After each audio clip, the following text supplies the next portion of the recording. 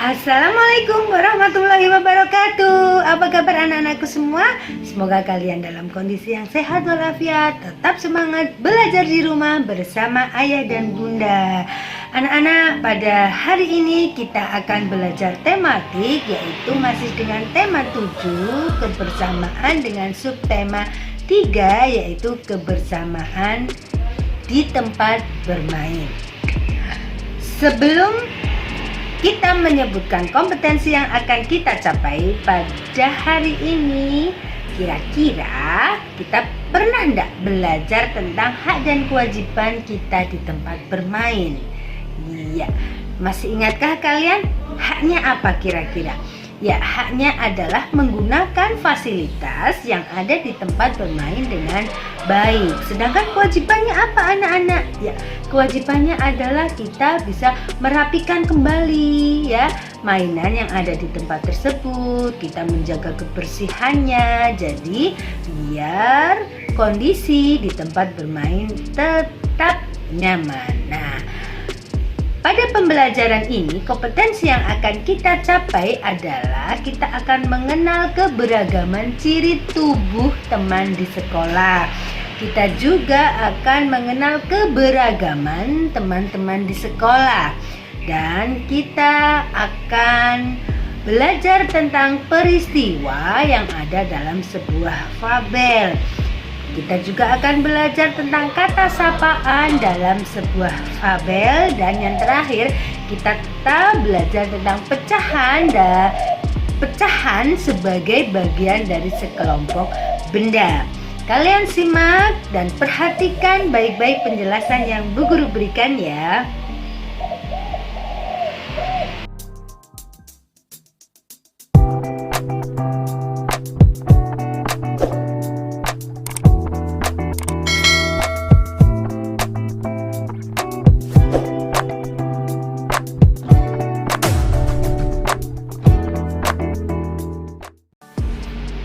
Keberagaman ciri tubuh teman di sekolah. Ciri tubuh dapat dibedakan secara langsung dengan mata.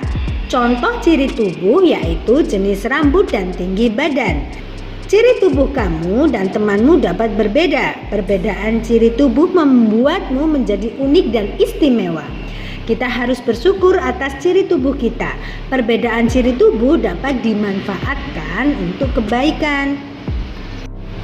Setiap orang memiliki kegemaran yang berbeda. Oleh karena itu, kegiatan yang dilakukan juga berbeda. Saat di kelas, kalian harus menggunakan waktu kalian untuk belajar. Saat istirahat, dapat kalian gunakan untuk bermain. Salah satunya adalah membaca buku di perpustakaan. Saat jam istirahat di sekolah, kalian tidak dapat memaksa teman kalian melakukan kegiatan yang sama dengan kalian. Kalian harus menghargai jika ada teman yang berbeda kegemaran dengan kalian ya. Ayo kita kerjakan bersama-sama masalah sikap kebersamaan berikut ini. Yang pertama, sikap terhadap teman yang badannya pendek adalah A. Saling mengejek, B. Saling menghormati, C. Saling menghina. Manakah jawaban yang tepat anak-anak? Iya, jawaban yang tepat adalah B. Saling menghormati. Pertanyaan nomor 2, dengan kebersamaan kita akan A. Damai, B. Menderita, C. Sengsara. Ya, apakah jawaban kalian sama dengan jawaban Bu Guru? Ya, jawaban yang tepat adalah A. Damai. Pertanyaan nomor 3, dengan kebersamaan di sekolah semua siswa menjadi A. Bermalas-malasan, B. Semangat belajar, C. Tidak nyaman. Ya, siapa yang bisa menjawab dengan tepat? Iya, jawaban yang tepat adalah B. Semangat belajar. Selanjutnya nomor 4, kebersamaan dapat diciptakan dengan A. Saling menyayangi, B. Saling memusuhi, C. Saling adu domba. Siapa yang sudah bisa menjawab dan jawabannya sama dengan Bu Guru? Ya, jawaban yang tepat adalah A. Saling menyayangi. Pertanyaan nomor 5.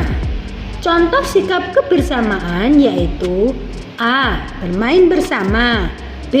Mencuri bersama, C. Berkelahi bersama.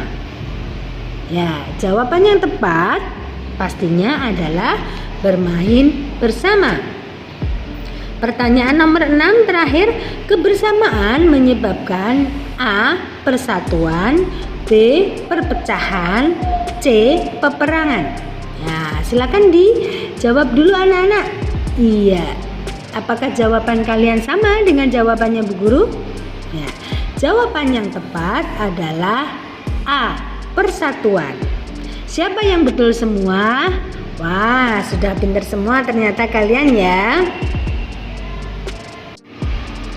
Dalam sebuah fabel terdapat peristiwa yang dialami oleh tokoh. Peristiwa-peristiwa tersebut membuat cerita semakin menarik.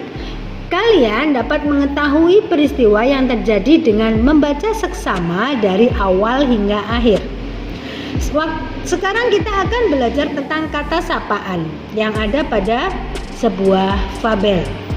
Kata sapaan adalah kata yang digunakan untuk menyapa atau menegur seseorang saat berbicara langsung. Kata sapaan juga dapat dijumpai dalam fabel, yaitu pada kalimat yang diucapkan oleh para tokoh. Contohnya, maaf tikus tanah, sebenarnya kami di sini ingin berbicara denganmu, ucap Gary. Anak-anak, tugas yang pertama kalian adalah kerjakan Ayo Berlatih Pupena 2D halaman 56. Setelah belajar fabel, kita akan belajar tentang pecahan. Kita dapat menentukan pecahan sebagai bagian dari sekelompok benda. Untuk menentukan bentuk pecahan yang tepat, kita perlu memperhatikan banyak benda dengan seksama. Ayo kita ikuti langkah-langkah berikut ini. Yang pertama, untuk menentukan penyebut kita perlu menghitung berapa jumlah benda seluruhnya. Saya ulangi, yang pertama, untuk menentukan penyebut kita perlu menghitung berapa jumlah benda seluruhnya. Yang kedua, pembilang ditentukan dengan banyak bagian benda yang dimaksud. Ada 3 buku, satu diantaranya diletakkan berdiri. Ada 3 buku kita sebut dengan penyebut, sedangkan satu buku yang berdiri kita sebut dengan pembilang. Jadi pembilangnya 1, penyebutnya 3, maka kita menyebutnya 1/3. Ayo perhatikan beberapa tumpukan berikut ini. Buku yang berdiri dapat dinyatakan dengan pecahan 1/2. Buku warna merah dari tumpukan buku di samping dapat dinyatakan pecahan dengan pecahan 1/4. Pada gambar 3, buku yang memiliki pita dari kumpulan buku di samping dapat dinyatakan dengan pecahan 1/2. Pada gambar yang terakhir, buku yang memiliki pita dari kumpulan buku di samping dapat dinyatakan dengan pecahan 1/3. Buku yang berdiri dapat dinyatakan dengan pecahan 1/2.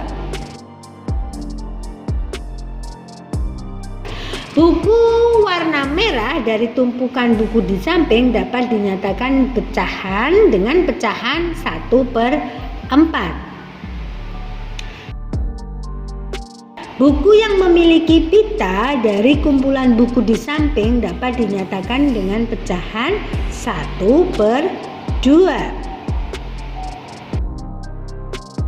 Buku yang memiliki pita dari kumpulan buku di samping dapat dinyatakan dengan pecahan 1/3. Anak-anak, sudah pahamkah kalian apa yang telah saya jelaskan tadi? Oke, sekarang tugas kalian adalah ya, kerjakan pulpena Ayo Berlatih halaman 59 sampai dengan 60.